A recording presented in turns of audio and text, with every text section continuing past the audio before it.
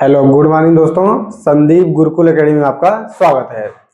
हम लोग पढ़ रहे हैं संविधान के बारे में। हम लोग पढ़ रहे हैं इंडिया भारतीय संविधान। ठीक है, तो भारतीय संविधान के बारे में हम लोग पिछली वीडियो में देख लिए थे कि संविधान का निर्माण कैसे हुआ, संविधान क्यों बनाया गया है, संविधान क्या होता है, इन सब के बारे में हम लोग देखे थे। अब हम लोग देख रहे हैं कि हम लोग पहले देख लेते हैं, यहाँ पे लिखते हैं संविधान। ठीक है, यहाँ पे हम लोग लिख लेते हैं संविधान, और संविधान को हम लोग क्या बोलते हैं तो कॉन्स्टिट्यूशन। ठीक है, कॉन्स्टिट्यूशन। तो ये हमारा हो गया संविधान। अब संविधान के बारे में हम लोग पीछे जो समझे थे उसके आगे हम लोग समझने की कोशिश करते हैं। तो हम लोग सबसे पहले समझते हैं कि जो हमारा भारत का संविधान है, ठीक है, जो हमारा भारत का संविधान है, भारत के संविधान को कैसे कैसे मतलब कि विभाजित किया गया है, उसमें क्या क्या रखा गया है, कौन से भाग में क्या रखा गया है, इन सब के बारे में हम लोग समझेंगे। तो पहले समझते हैं कि संविधान को बांटा कैसे गया है। ठीक है, तो हम लोग देखेंगे कि संविधान को सबसे पहले भाग में बांटा गया है। ठीक है, तो भाग जो हमारे हैं देखेंगे हम लोग कि जो हमारे भाग हैं वो कितने हैं, वो हमारे टोटल भाग हैं 22। ठीक है, जब हमारा संविधान बना था तो उस समय पे इसमें 22 भाग थे। तो समय के साथ क्या हुआ, इसमें कुछ बदलाव हुए। बदलाव के साथ क्या हुआ कि जो हमारे 22 भाग हैं इसमें से कुछ कम खत्म मतलब कि कुछ समाप्त कर दिए गए और इसमें कुछ नए भाग को जोड़े गए। जैसे कि हम लोग देखेंगे तो इसमें से भाग 7 जो हमारा है उसे समाप्त कर दिया गया था, लेकिन साथ ही इसमें कुछ नए मतलब कि भाग को जोड़े गए। जैसे कि हमारा भाग 14A जोड़ा गया है। तो ये जो हमारा भाग है, अगर हम लोग जो मतलब कि जैसे 14A है इन सबको भी शामिल करेंगे तो वर्तमान में जो हमारे मतलब कि संविधान में भाग की संख्या है वो 25 हो गई है टोटल। ठीक है, तो जो हमारे पहले भाग थे वो 22 थे, अभी कितने हो गए हैं, 25 हो गए हैं। और इसके बाद हम लोग देखेंगे कि इसको हम लोग अनुच्छेद में बांटते हैं। ठीक है, अनुच्छेद। तो जो हमारे अनुच्छेद है, तो जो हमारा संविधान था जब बना था तो इसमें टोटल कितने संविधान थे, मतलब अनुच्छेद थे, तो 395, 395। तो ये जो हमारे 395 अनुच्छेद थे, वही जैसे कि भाग में हुआ था, कुछ संविधान के भाग को समाप्त कर दिया गया था और कुछ नए को जोड़ा गया था, तो वैसे ही अनुच्छेद में भी किया गया।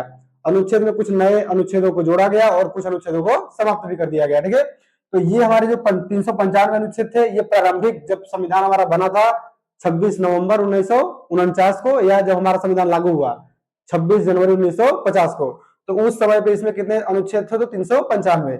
लेकिन समय के साथ इसमें जब बदलाव हुआ तो वर्तमान में इसमें लगभग 470 अनुच्छेद के आसपास उपस्थित है। ठीक है, उसके बाद हम लोग देखेंगे अनुसूचियों के बारे में। ठीक है, हम लोग देख लेते हैं अनुसूचियां, अनुसूची। ठीक है, तो अनुसूची जो हम लोग देखेंगे, तो जब हमारा संविधान बना तो संविधान जब बना तो संविधान बनने के साथ इसमें कितने अनुच्छेद शामिल किए गए थे, सॉरी अनुसूची कितनी शामिल की गई थी, तो इसमें 8 अनुसूची शामिल की गई थी। ठीक है, 8 अनुसूची शामिल की गई, लेकिन समय के साथ इसमें क्या हुआ कि इसमें नए अनुसूचियों को जोड़ा गया। इसमें किसी को हटाया नहीं गया, लेकिन इसमें बढ़ाया जरूर गया। ठीक है, तो इसमें समय के साथ बढ़ा के कितने कर दिए गए, तो अभी वर्तमान में इसमें 12 अनुसूचियां शामिल है। ठीक है, तो देखिए हम लोग कि संविधान को कितने भागों में मतलब संविधान को कितने भागों में बांटा गया है, 22। उसमें कितने अनुच्छेद शामिल है, तो 395 थे, अभी कितने हो गए हैं, तो अभी लगभग 470 के आसपास। ठीक है, अनुसूचियां कितनी थी, तो प्रारंभ में 8 थी, लेकिन अभी कितनी हो गई है, अभी हमारे में 12 हो गई है। ठीक है, तो ये हो गए हमारे जो मतलब संविधान को ऐसे बांटा गया। ठीक है, तो इसमें हम लोग कुछ समझ लेते हैं कि अनुसूचियां क्या होती है, संविधान क्या के भाग क्या है, और ये अनुच्छेद क्या है, अनुसूचियां क्या, इन सब के बारे में लोग समझते हैं। तो हम लोग भाग के बारे में देखते हैं, कुछ एग्जाम्पल देख लेते हैं कि एक दो भागों का नाम क्या रखा गया है। ठीक है, तो जैसे कि मतलब हम लोग किसी बुक को पढ़ते हैं। ठीक है, तो बुक को पढ़ते हैं, तो बुक को पढ़ने के साथ साथ हम लोग देखते हैं कि बुक में क्या होता है कि वहां पे हर बुक में एक आप लोगों को चैप्टर मिलता है। ठीक है, और उस चैप्टर के साथ उस चैप्टर के अध्याय मतलब जो हमारा अध्याय है या चैप्टर है उसमें साथ साथ मतलब कि कुछ उसकी उप सूचियां होती है, कुछ उप भाग होते हैं, कुछ अनुच्छेद जैसे कि छोटे छोटे जाते हैं। तो हमारे जो भाग है इसमें से हमारा जो पहला भाग है, ठीक है, जो हमारा पहला भाग है, या इसको हम लोग लिख सकते हैं फर्स्ट भाग। ठीक है, जो हमारा पहला भाग है, इस पहले भाग में क्या लिखा गया है, तो पहले भाग में लिखा गया है कि संघ और इसके राज्य क्षेत्र, जो हमारा भारत है तो भारत के संघ और भारत के राज्य क्षेत्र के बारे में इसमें बताया गया है। तो आप लोग देखेंगे जब ये संविधान को देखेंगे तो संविधान में दिया रहता है कि यहाँ पे दिया रहेगा संघ और इसके राज्य क्षेत्र। ठीक है, यहाँ पे लिखा रहता है संघ और इसके राज्य क्षेत्र, इसके राज्य क्षेत्र। ठीक है, यहाँ हम लिख देते हैं ना राज्य क्षेत्र। तो ये हमारा हो गया भाग 1। इसी प्रकार से हम इधर लिखते हैं ना भाग 2, यहाँ पे हम लिखते हैं भाग 2। इसको मत लिखिए ना, यहाँ पे लिख लीजिए सीधा भाग 1 भाग 2। ठीक है, जो भाग 2 है, भाग 2 में हमारा यहाँ आप लोग अनुच्छेद इसको भी लिख सकते हैं ना, तो ये हमारा संघ और राज्य क्षेत्र है, इसके जो मतलब कि अनुच्छेद कहां से कहां तक है, तो अनुच्छेद 1 से 4 तक शामिल है इसमें, ठीक है। तो ये हमारा हो गया भाग 1 अनुच्छेद 1 से 4 तक। भाग 2 जो हमारा है इसमें आती है नागरिकता, सिटीजनशिप, ठीक है, नागरिकता। अब ये जो हमारा भाग 2 है सिटीजनशिप जो आता है, ये हमारा कहां से कहां तक आता है, तो अनुच्छेद 5 से, यहाँ लिखेंगे हम लोग अनुच्छेद 5 से 11 तक, ठीक है। तो जो हमारा भाग 2 हो गया वो कहां से कहां तक है, 5 से 11 तक, आर्टिकल 5 से आर्टिकल 11 तक, ठीक है। उसके बाद हम आते हैं भाग 3 में। तो भाग 3 हम लोग देखेंगे, तो भाग 3 में हमारा कौन कौन सा शामिल, मतलब भाग 3 में क्या शामिल है, तो भाग 3 में आता है मूल अधिकार सॉरी, भाग 3 में मूल अधिकार। अब देखिए भाग 3 में मूल अधिकार आ गया। अब ये मूल अधिकार हम लोग देखेंगे कि मूल अधिकार जो हमारा ये कौन, मतलब कहां से कहां तक शामिल है, किस अनुच्छेद में आता है। तो जो हमारा मूल अधिकार है ये आता है अनुच्छेद 12 से अनुच्छेद 35 तक, ठीक है।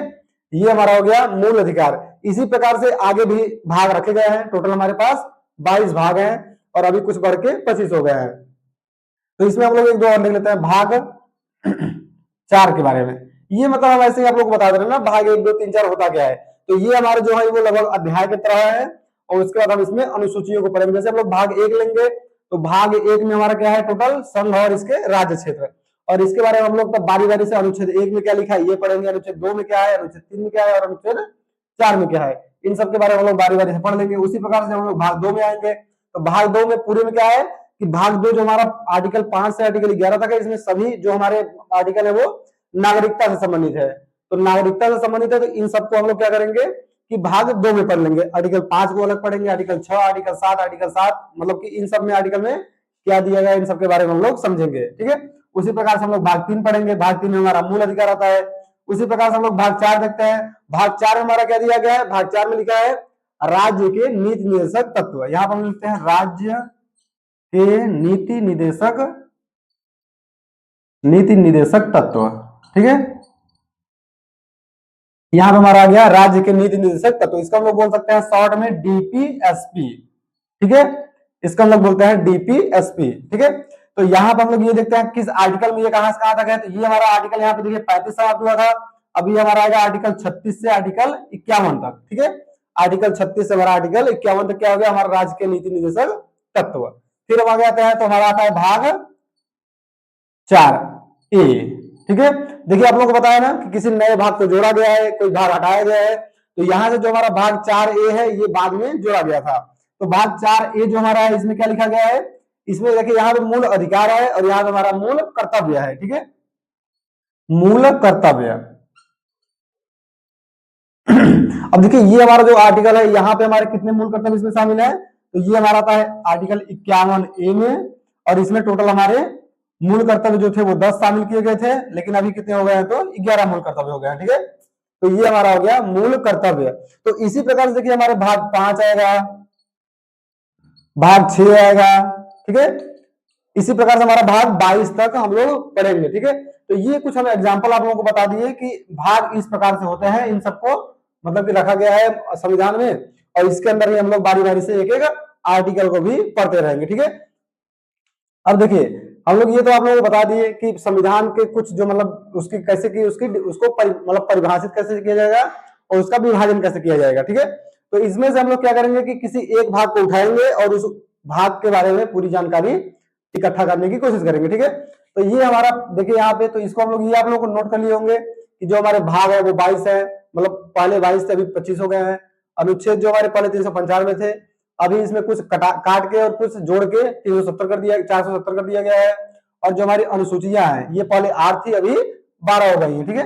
तो इसको आप लोग नोट कर लेंगे, फिर बाद में हम लोग आगे देखेंगे जो ये हमारे मतलब भाग के बारे में आप लोग बताए कुछ एग्जाम्पल, ये आप लोग देख लीजिए। फिर हम लोग आते हैं अब आगे, हम लोग देखते हैं क्या कि इसमें से एक भाग को उठाते हैं और उसके बारे में मतलब कि विस्तृत जानकारी उसके बारे में एकत्रित करने की कोशिश करेंगे, ठीक है। तो ये हमारा यहाँ से हो गया। अब इसको हम लोग यहाँ से हटा देते हैं पूरा, और हटाने के बाद हम लोग इसमें से एक भाग को पढ़ेंगे, ठीक है।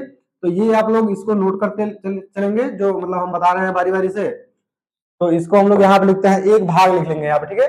तो देखिए हम लोग किस भाग को पहले पढ़े ये सबसे जरूरी है, ठीक है। तो हम लोग देखें कि भाग 1 से चालू होकर भाग 22 तक हम लोग को पढ़ना है, लेकिन इसमें से साथ में हम लोग भाग 1 उठाएंगे कोई भी, चाहे भाग 1, चाहे भाग 2, चाहे भाग 3, उसके बारे में हम लोग पूरी जानकारी लेंगे, ठीक है।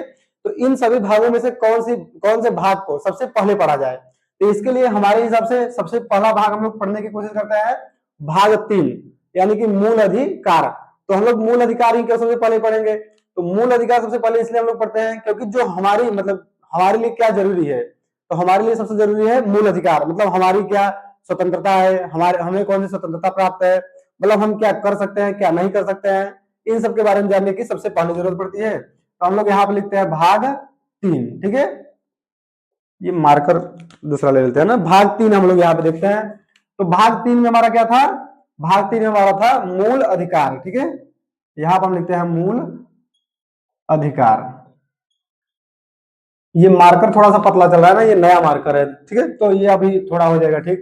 तो अभी हम लोग लिख लिए क्या, मूल अधिकार। ये आप लोग दिख रहा होगा ना, दिख रहा, हम थोड़ा बड़ा बड़ा लिखते हैं, बड़ा बड़ा लिखेंगे, यहाँ पर हम बड़ा लिख देते हैं थोड़ा ना, ये आप लोग को दिखेगा, ये मतलब नया मार्कर है इसलिए आप लोग साथ में दिख रहा हो। तो देखिए आप लिखते हैं मूल अधिकार, ठीक है। मूल अधिकार हम लोग देखेंगे। तो मूल अधिकार हम लोग सबसे पहले देखते हैं जो ये हमारा आर्टिकल कहां से कहां तक था। तो मूल अधिकार का हमारा जो आर्टिकल था वो था हमारा आर्टिकल 12 से, यहां पे लिखते हैं आर्टिकल, आर्टिकल मतलब अनुच्छेद होता है ना, तो अनुच्छेद को हम लोग आर्टिकल बोलते हैं। तो आर्टिकल हमारा जो है वो 12 से 35 तक है, ठीक है। तो जो हमारा आर्टिकल 12 से 35 तक है, इस आर्टिकल को भी हम लोग डिफाइन किया है कितने, तो हम लोग देखते हैं मूल अधिकारों को हम लोग 7 भागों में बांटे हुए हैं, ठीक है, 7 प्रकारों में या 7 भागों में बांटे हुए हैं, ठीक है। तो जो हमारा आर्टिकल 12 से 35 तक है इसको हम लोग 7 भागों में बांटे हुए हैं। तो देखेंगे कि हमारे जो 7 भाग है वो कौन कौन से हैं, ठीक है। तो यहां पर हम लिखते हैं कि मूल अधिकार को 7 प्रकार में विभाजित करते हैं, ठीक है, 7 प्रकार में विभाजित करते हैं, ठीक है। ये हमारा हो गया, इसको हम लोग 7 प्रकार में विभाजित करते हैं। अब ये सातों प्रकारों को हम लोग यहाँ से बारी बारी से लिखेंगे, ठीक है। तो जो हमारा पहला होगा, ठीक है, पहला जो हमारा होगा, तो पहले का हम लोग क्या लिखेंगे कि जो हमारा पहला होगा उसे हम लोग बोल देंगे समता का अधिकार, ठीक है, समता का अधिकार। जो हमारा समता का अधिकार होगा ये आर्टिकल कहां से कहां तक होगा, तो ये हमारा आर्टिकल 14 से आर्टिकल 18 तक होगा। समता का अधिकार का मतलब क्या हुआ कि सभी लोगों के लिए जो भी हो वो समान अधिकार हो, ठीक है, समान अधिकारों के लिए ये आर्टिकल ये रखे गए हैं 14 से 18 तक, यानी कि यहाँ पे सभी लोगों को समान अधिकार दिया जाएगा। जैसे यहाँ पे आप लोगों को मिलेगा आर्टिकल 17 में अस्पृश्यता, यानी कि छू, और 18 में मिलेगा छुआछूत, ठीक है। तो अस्पृश्यता क्या होता है कि मतलब आप किसी भी व्यक्ति से बिना मतलब कि छुआछूत के आधार पर भेदभाव नहीं कर सकते हैं। तो सभी व्यक्ति क्या है आपके लिए समान है, चाहे वो निम्न जाति का हो चाहे उच्च जाति का हो, तो वो व्यक्ति क्या होंगे आपके लिए समान होंगे। तो यहाँ पे हमारा हो गया पहला क्या हो गया समता का अधिकार, यानी आर्टिकल 14 से आर्टिकल 18 तक, ठीक है। 14 से 18 का मतलब क्या हुआ कि 14, 15, 16, 17 और 18 ये जो आर्टिकल है वो हमारे समता के अधिकार से संबंधित है, ठीक है।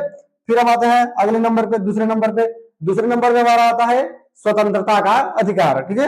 यहां पर हम लिखते हैं स्वतंत्रता का अधिकार, ठीक है। जो हमारा स्वतंत्रता का अधिकार है ये कहां से कहां तक है, तो ये हमारा है आर्टिकल 19 से आर्टिकल 22 तक, ठीक है। तो आर्टिकल 19 से आर्टिकल 22 यानी आर्टिकल 19, आर्टिकल 20, आर्टिकल 21, आर्टिकल 22 ये हमारे जो आर्टिकल है वो किससे संबंधित है, तो ये हमारे यहाँ स्वतंत्रता के अधिकार से संबंधित, ठीक है। ये आर्टिकल हमारे लिए बहुत महत्वपूर्ण है, ठीक है। स्वतंत्रता का अधिकार जो हमारा है वो हमारे लिए बहुत महत्वपूर्ण है, इसको हम लोग विस्तार से समझेंगे। विस्तार से तो हम लोग सबको समझेंगे, समता के अधिकार को भी समझेंगे, स्वतंत्रता के अधिकार को भी समझेंगे, ठीक है। तो अभी जो आगे बढ़ाएंगे उसके भी, तो हम लोग लिखते हैं, अब आगे लिखते हैं, पहले मतलब दे देते हैं कि सातों हमारे क्या क्या है उसके बारे में हम लोग फिर विस्तार से समझेंगे, ठीक है। तो हम लोग देख लिए कि हमारा पहला क्या है समता का अधिकार, दूसरा क्या है स्वतंत्रता का अधिकार, ठीक है। उसके बाद हम लोग लिखते हैं फिर हमारा आगे क्या आएगा शोषण के विरुद्ध अधिकार, ठीक है। यहाँ पर लिखते हैं शोषण के विरुद्ध अधिकार। शोषण के विरुद्ध जो हमारा अधिकार है वो आर्टिकल कहां से कहां तक है, तो ये हमारा है आर्टिकल 23 से आर्टिकल 24, ठीक है, आर्टिकल 23-24 में, ठीक है। शोषण के विरुद्ध अधिकार का मतलब क्या हुआ कि शोषण के विरुद्ध अधिकार का मतलब हुआ कि किसी को ऐसे मतलब शोषण नहीं किया जा सकता कि उसे मजदूरी न दी जाए, उससे काम जबरदस्ती करवा लिया जाए, या किसी बच्चे से बलात् श्रम करवाया जाए, मतलब कोई बच्चा है उससे काम करवा लिया जाए आपसे। तो यहाँ पे हमारा क्या है कि किसी का शोषण नहीं किया जाएगा, ठीक है। शोषण नहीं किया जाने का मतलब क्या हुआ कि कोई भी व्यक्ति है उससे हम लोग क्या करते हैं कि मतलब जबरदस्ती काम करवाते हैं, उसे बंधुआ मजदूरी करवाते हैं, तो हम लोग किसी व्यक्ति को लाएंगे अपने पास और उसे बंधुआ मतलब अपने पास रख लेंगे और बोलेंगे कि तू हमारा काम करो, और उसे हम लोग कहीं जाने नहीं देंगे, तो उसे हम लोग बोलते हैं बंधुआ मजदूर। ठीक है, तो बंधुआ मजदूर के अंतर्गत ये आता है शोषण के विरोध अधिकार। तो जो बंधुआ मजदूर होता है वो हमारा क्या हो गया कि उससे हम लोग उसका शोषण करते हैं। तो ठीक है, तो किसी भी व्यक्ति का शोषण नहीं कर सकते हैं आप, वो इस आर्टिकल के तहत आपको अधिकार मिला हुआ है। ठीक है, इस आर्टिकल के बारे में अभी और बताते हैं। अभी हम पहले पूरा ये देख लेते हैं। ठीक है, तो ये हमारा जो 4 नंबर आएगा, तो हमारा शोषण के विरुद्ध अधिकार हो गया। फिर हम लोग 4 नंबर में क्या आएंगे, हमारे यहाँ पे मिलेगा धार्मिक स्वतंत्रता का अधिकार। ठीक है, धार्मिक स्वतंत्रता का अधिकार। ठीक है, ये हमारा जो धार्मिक स्वतंत्रता का अधिकार है ये कहां से कहां तक है, तो ये हमारा है आर्टिकल 25 से आर्टिकल 28 तक। ठीक है, अब देखिए धार्मिक स्वतंत्रता का अधिकार मतलब क्या हुआ। धार्मिक स्वतंत्रता का अधिकार का मतलब होता है कि आपको किसी भी धर्म का, आपको किसी भी धर्म का, आप जिस भी धर्म से हैं उस धर्म का आप प्रचार करने के लिए स्वतंत्र हैं। ठीक है, उस धर्म को आप बढ़ावा दे सकते हैं, लेकिन इस स्वतंत्रता का अधिकार का मतलब ये नहीं हुआ कि आप किसी और धर्म को दबाएं या और धर्म का विरोध करें। ठीक है, आप अपने धर्म का प्रचार कर सकते हैं, आप अपने धर्म को बढ़ा सकते हैं, लेकिन बिना किसी और व्यक्ति को नुकसान होगा। ठीक है, तो स्वतंत्रता, ये धार्मिक स्वतंत्रता का अधिकार मतलब क्या होता है कि आप जिस भी धर्म से संबंधित है उस धर्म के लिए आप कुछ भी कर सकते हैं, लेकिन अगले व्यक्ति को परेशानी नहीं होनी चाहिए। ठीक है, जैसे कोई हिंदू धर्म का व्यक्ति है, अगर वो अपने धर्म का प्रचार करना चाहता है तो कर सकता है, लेकिन किसी मुस्लिम व्यक्ति या किसी सिख व्यक्ति या किसी ईसाई व्यक्ति या जो भी अन्य धर्म के व्यक्ति है उन व्यक्तियों के साथ दुर्व्यवहार नहीं कर सकता है। ठीक है, तो ये हमारा हो गया धार्मिक स्वतंत्रता का अधिकार। फिर हम आते हैं अगले नंबर पे, 5 नंबर हमारा जो आता है, 5 नंबर पे हम आते हैं धार्मिक स्वतंत्रता के साथ साथ आ रहा है हमारा जो अल्पसंख्यकों के लिए शिक्षा और संस्कृति का अधिकार जो हमारा है। ठीक है, यहां पर हम लिखते हैं अल्पसंख्यक, अल्पसंख्यकों के लिए शिक्षा और संस्कृति। ठीक है, अल्पसंख्यकों के लिए शिक्षा और संस्कृति का अधिकार। ठीक है, यहां पर लिखते हैं अल्पसंख्यकों के लिए शिक्षा और संस्कृति का अधिकार। ये हमारा कहां से कहां तक है, तो ये हमारा है आर्टिकल 29 और आर्टिकल 30 में।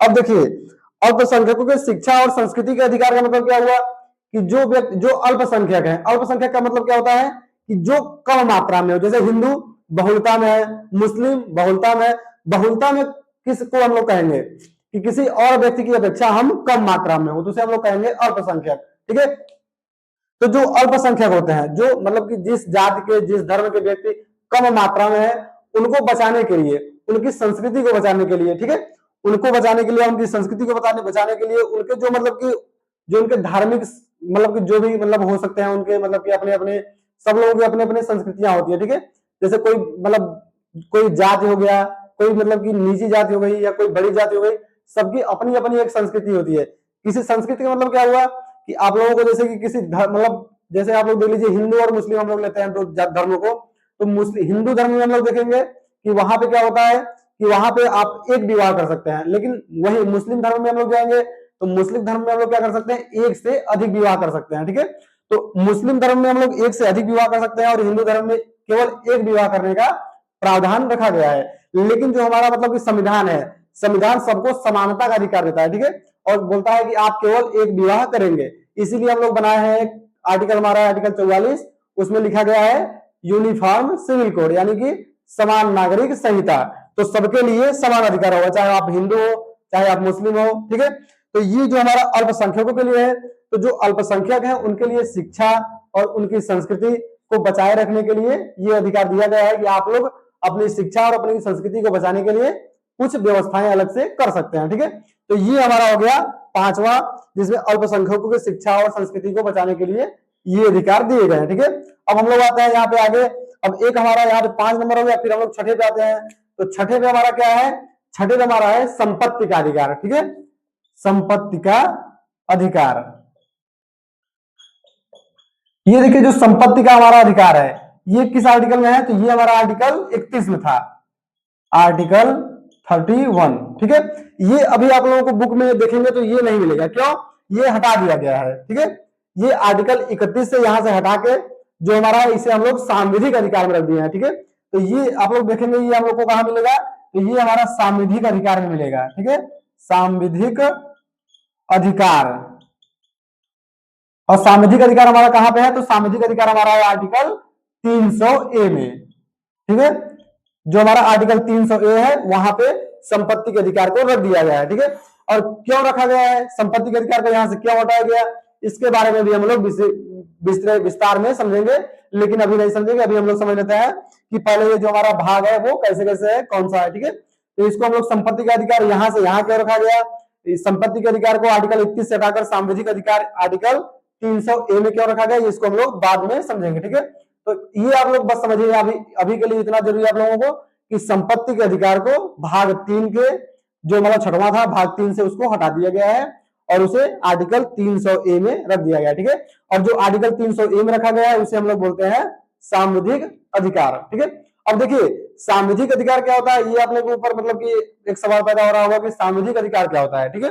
तो सांविधिक अधिकार वह अधिकार होता है, सांविधिक अधिकार हम लोग ऐसे अधिकार को बोलते हैं जो किसी नई कानून व्यवस्था द्वारा बनाई गई हो, ठीक है, किसी नई कानून व्यवस्था द्वारा बनाई जाती है, जिसे ऐसे अधिकार जो कानून पारित करके, ठीक है, नया कानून पारित करके उसे बनाया जाए, ठीक है। तो इसकी परिभाषा अगर आप लोग लिखना चाहें तो लिख सकते हैं, सांविधिक अधिकार की हम लोग परिभाषा ऐसे लिखेंगे कि ऐसा अधिकार जो कानून पारित करके बनाया जाए, ऐसा अधिकार जो कानून पारित करके बनाया जाए उसे हम लोग सांविधिक अधिकार कहेंगे।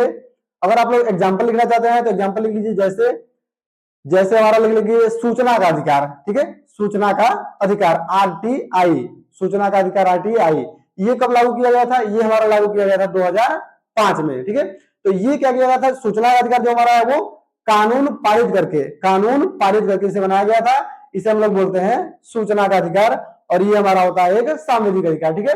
तो जो कानून पारित करके जो अधिकार मतलब कि दिया जाए आप लोगों को, हमें जिसे भी दिया जाए तो उसे हम लोग बोलते हैं सांविधिक अधिकार। अगर इसी के दौर में एक हमारा समझे तो एक हमारा होता है संवैधानिक अधिकार, ठीक है। तो जो हमारा संवैधानिक अधिकार होता है, देखिए मूल अधिकार क्या होता है ये तो आप लोगों को समझ में आ रहा होगा। तो एक हमारा होता है सांविधिक अधिकार, तो सांविधिक अधिकार आप लोग बता दिए कि ऐसे अधिकार जो कानून पारित करके बनाए जाए उसे हम लोग बोलेंगे सांविधिक अधिकार। लेकिन हमारा जो संवैधानिक अधिकार होता है इसे हम लोग क्या कहते हैं, तो संवैधानिक अधिकार जो हमारा होता है इसे हम लोग बोलेंगे कि ऐसे अधिकार, इसको अभी आप लोग लिख सकते हैं, हेडिंग डाल लीजिए, यहां पे हेडिंग आप लोग लिख सकते हैं संवैधानिक अधिकार, ठीक है, संवैधानिक अधिकार। देखिए संवैधानिक अधिकार किसे कहते हैं, तो आप लोग लिखेंगे ऐसे अधिकार जो मूल अधिकार से, ऐसे अधिकार जो मूल अधिकार के वर्ग से भिन्न पाए जाते हों, ठीक है। लिखिए आप लोग ऐसे अधिकार जो मूल अधिकार के वर्ग से संविधान में अलग से पाए जाते हों, ठीक है। ऐसे अधिकार जो मूल अधिकार के वर्ग से संविधान में अलग से पाए जाते हों उसे हम लोग कहते हैं संवैधानिक अधिकार, ठीक है। और हम लोग संवैधानिक अधिकार का एग्जाम्पल अगर आप लोग लिखना चाहें तो एग्जाम्पल लिख लीजिए, जैसे हमारा अनुच्छेद 326 में दिया गया है मतदान करने का अधिकार, ठीक है। तो अनुच्छेद 326 में लिखा है मतदान करने का अधिकार। मतदान करने का अधिकार क्या है, जो हमारा ये है कहाँ, संविधान में ही है, लेकिन ये हमारे मूल अधिकार के अंतर्गत नहीं आता, ये हमारे सांविधिक अधिकार के भी अंतर्गत नहीं आता, क्योंकि इसे अलग से नहीं जोड़ा गया है, क्योंकि इसे अलग से कानून पारित करके नहीं जोड़ा गया, ये हमारा संविधान में पहले से ही उपस्थित है। लेकिन ये जो हमारा मूल अधिकार है इसके वर्ग से अलग है, ठीक है। मूल अधिकार का वर्ग हमारा कहां से कहां तक आता है, तो मूल अधिकार के वर्ग हमारा आता है 12 से 35 तक। तो मूल अधिकार के वर्ग से जो अलग हो उसे हम लोग बोलेंगे संवैधानिक अधिकार, ठीक है। तो ये हमारा कहां पर पाया जाएगा, तो इसकी परिभाषा आप लोग लिख लिए होंगे कि ऐसा अधिकार जो मूल अधिकार के वर्ग से, ऐसा अधिकार जो मूल अधिकार के वर्ग से अलग, ठीक है, ऐसा अधिकार जो मूल अधिकार के वर्ग के हाँ लिख लीजिए, ऐसा अधिकार जो मूल अधिकार के वर्ग से अलग संविधान में पाया जाता हो, ठीक है। ऐसा अधिकार जो मूल अधिकार के वर्ग से अलग संविधान में पाया जाता हो, ठीक है, उसे हम लोग क्या बोलेंगे, संवैधानिक अधिकार, ठीक है। तो ये हमारा हो गया संवैधानिक अधिकार। अब हम लोग एक और यहाँ ले लेते हैं ना, इसको छोड़ते हैं, एक लिखते हैं। ये देखिए सांविधिक अधिकार और संवैधानिक अधिकार हमारे दो थे, और एक मूल अधिकार है, तो मूल अधिकार किसे कहेंगे? ऐसा अधिकार जिसके द्वारा हम, अभी इसकी परिभाषा भी बताते हैं ना, ये पूरा कर लें। यहाँ हम लिखते हैं 7 नंबर, ठीक है। तो मूल अधिकार की परिभाषा भी, मूल अधिकार की कुछ परिभाषा नहीं है, इसके बारे में हम लोग समझेंगे कि मूल अधिकार जो हमारा है, इसमें जितने भी आर्टिकल दिए गए हैं, आर्टिकल में जो भी लिखा गया है, अगर उसमें कोई भी मतलब किसी भी प्रकार का व्याख्यान किसी के द्वारा उत्पन्न किया जाता है, या राज्य के द्वारा, या मतलब किसी व्यक्ति के द्वारा, अगर हमारे प्रति जो मतलब कि कुछ ऐसी अवस्थाएं घटती हैं जिसे हमको मतलब कि कुछ ऐसी मतलब किसी चीज का सामना करना पड़ता है, तो अगर हम लोग क्या करते हैं कि अपने अधिकार के लिए सीधा इस आर्टिकल के तहत, इसमें से एक आर्टिकल अभी हम लोग पढ़ेंगे, 7वां जो पढ़ाएंगे, उस आर्टिकल के तहत हम लोग क्या करेंगे कि सीधा जो भारत की सबसे उच्चतम न्यायालय है, सबसे उच्चतम न्यायालय यानी सुप्रीम कोर्ट, वहां पे हम लोग जा सकते हैं, ठीक है। तो ये जो हमारा है वो एक, देखिए यहाँ पे वो 7 नंबर पहले लिख लेते हैं ना, 7 नंबर हम लोग लिखेंगे, यहाँ पे हमारा है संवैधानिक उपचारों का अधिकार, ठीक है, संवैधानिक उपचारों का अधिकार, ठीक है। यहाँ पे हमारा हो गया संवैधानिक उपचारों का अधिकार। तो इसमें हमारा कहां से आता है? तो ये हमारा आता है अनुच्छेद या आर्टिकल 32 यानी 32, ठीक है। अब देखिए ये संवैधानिक उपचारों का अधिकार क्या हुआ? संवैधानिक उपचारों के अधिकार का मतलब हुआ कि हम लोग आर्टिकल, ये जो हमारा मूल भाग 3 है मूल अधिकार, इसमें जितने भी आर्टिकल हैं, अगर इस आर्टिकल के तहत किसी भी व्यक्ति को कोई परेशानी होती है, ठीक है, चाहे वो राज्य द्वारा हो या किसी दूसरे व्यक्ति द्वारा हो, तो वो अपनी समस्या को लेकर, ठीक है, अपनी समस्या को लेकर सीधे आर्टिकल 32 के तहत जा सकता है। कहां पे? तो सुप्रीम कोर्ट जा सकता है। सुप्रीम कोर्ट इसके मतलब इस आर्टिकल के तहत इसका समाधान करेगा। इन सभी मतलब जो हमारे आर्टिकल है, इसमें से किसी भी व्यक्ति को अगर किसी भी चीज के लिए समस्या होती है, तो सुप्रीम कोर्ट जो हमारा है उस व्यक्ति का समाधान आर्टिकल 32 के तहत करने का उसके पास अधिकार है, ठीक है। तो ये हमारे हो गए कुछ, ठीक है, जो हमारे मतलब कि मूल अधिकारों को 7 प्रकारों में विभाजित किया गया था। तो 7 प्रकार हमारे ये हो गए। समता का अधिकार आर्टिकल 14 से 18, स्वतंत्रता का अधिकार आर्टिकल 19 से 32, शोषण के विरुद्ध अधिकार आर्टिकल 23-24, ठीक है, इसमें केवल 2 आर्टिकल है ना। उसके बाद हमारा धार्मिक स्वतंत्रता का अधिकार आर्टिकल 25 से 28, फिर हमारा आता है अल्पसंख्यकों के लिए शिक्षा और संस्कृति का अधिकार, ये हमारा था आर्टिकल 29 और 30 में, ठीक है, यहाँ भी 2 ही आर्टिकल है। उसके बाद हम आते हैं जो हमारा छठा है संपत्ति का अधिकार। ये संपत्ति का अधिकार क्या किया गया कि जो पहले इसको शामिल किया गया था लेकिन इसे बाद में हटा दिया गया, ठीक है।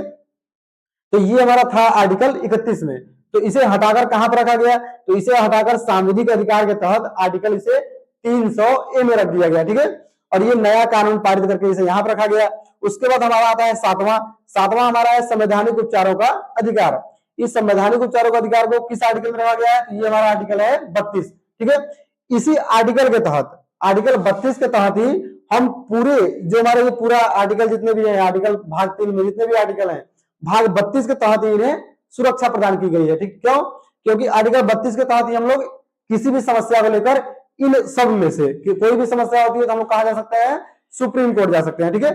तो सुप्रीम कोर्ट जाएंगे तो किसके तहत जाएंगे? तो आर्टिकल 32 के तहत। और इसी यही जो आर्टिकल हमारा है पूरे जो हमारा भाग 3 है, इस पूरे भाग को सुरक्षा प्रदान करता है, ठीक है।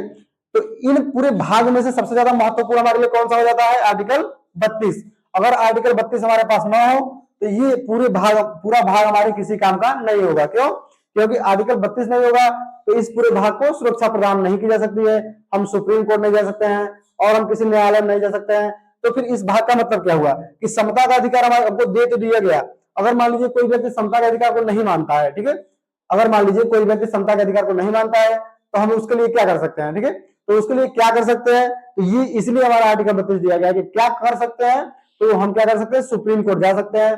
कोई व्यक्ति अगर हमारे साथ छुआछूत का कुछ मतलब ऐसा करता है, या शोषण के विरुद्ध कोई अधिकार हमारे प्रति होता है, या धार्मिक स्वतंत्रता का कोई हमारे पास मतलब जो हमारा है उसका शोषण होता है, या उसका कुछ ऐसा होता है, तो हम लोग कहाँ जा सकते हैं? सुप्रीम कोर्ट जा सकते हैं और सुप्रीम कोर्ट हमें वो सुरक्षा प्रदान करेगी, ठीक है।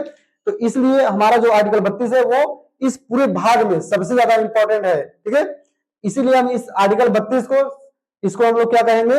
आर्टिकल 32 हमारे लिए सबसे महत्वपूर्ण है, ठीक है। तो हम लोग इतना देखें। अब हम लोग क्या करते हैं कि आज का रखते हैं इतना ही, और हम लोग आगे इन सबको बारी बारी से समता के अधिकार को लेंगे, आर्टिकल 14 से 18 को पढ़ेंगे, फिर हमारा जो है स्वतंत्रता का अधिकार है 19 से 22 इसको पढ़ेंगे, ठीक है। तो इन सबको हम लोग क्या करते हैं कि बारी बारी से कल से मतलब अगली वीडियो में हम लोग देखते हैं, ठीक है। तो आज के लिए इतना रखते हैं, फिर मिलते हैं नेक्स्ट वीडियो में। अगर आप लोग को वीडियो पसंद आ रहा हो तो लाइक करिए और चैनल को सब्सक्राइब कर लीजिए, ठीक है। तो हम लोग इतना रखते हैं, फिर मिलते हैं नेक्स्ट वीडियो में। आज के लिए इतना ही, धन्यवाद।